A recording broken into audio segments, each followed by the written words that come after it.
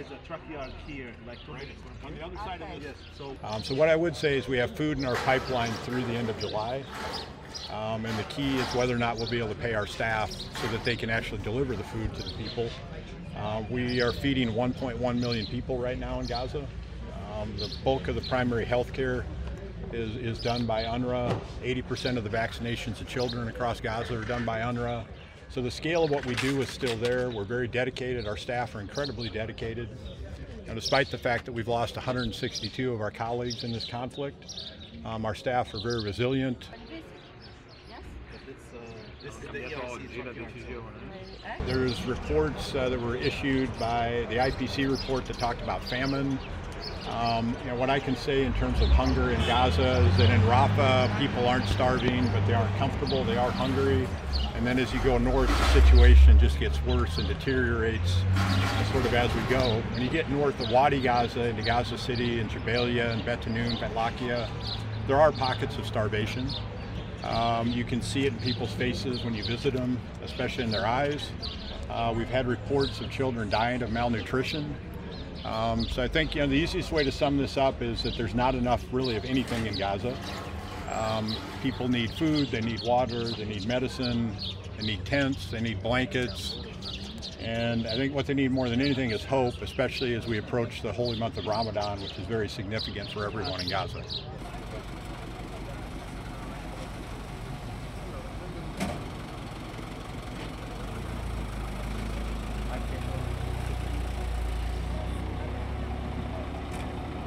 Era quello il corso delle strutture, with the backlog and the bottlenecks and some of the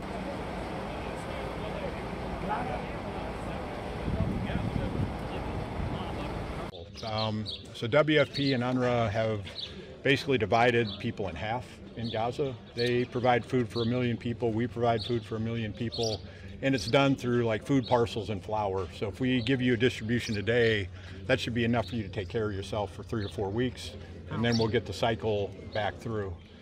Just again, because of the scale of what's happened, it would be a daunting logistical exercise to try to feed everybody every day.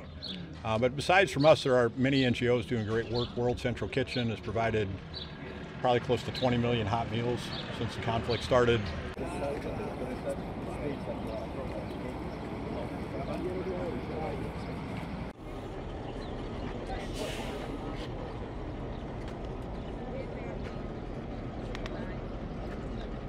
If you open the gate tomorrow, more than half the people in Gaza would elect to leave.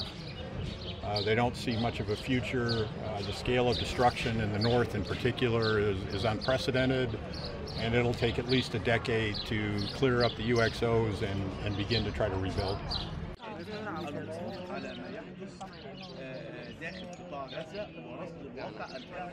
The scale, as I said, is unprecedented. In the north of Gaza, it's nearly 100% destroyed. Parts of Gaza City are destroyed. And in this conflict, all of Gaza has been impacted in a way that it wasn't the case in the previous conflicts that I was here for and experienced. And it's just the scale. 2 million people are displaced, which out of 2.2 million is a lot. Women and children have borne the brunt of it. It was reported that as many as 25,000 of the 30,000 people deceased are women and children. And we have over 100,000 people impacted, either through death or through injuries. If you compare that to Ukraine, it's 200,000 after a couple of years. And here it's only been a few months. So it's just the scale and the speed which happened. And I think most people just find bewildering in Gaza how fast this happened.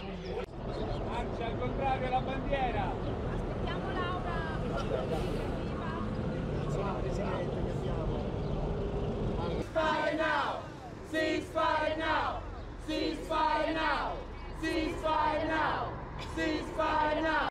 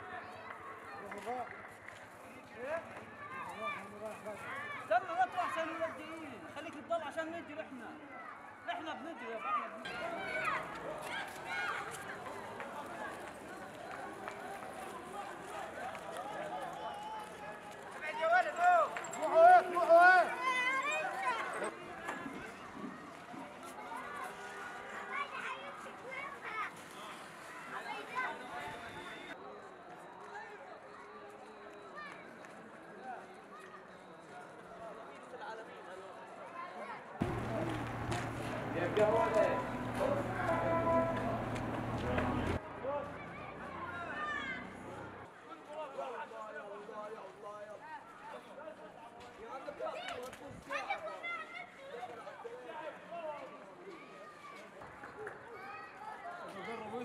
يقربوا على الارض بنسبه كثير زياده.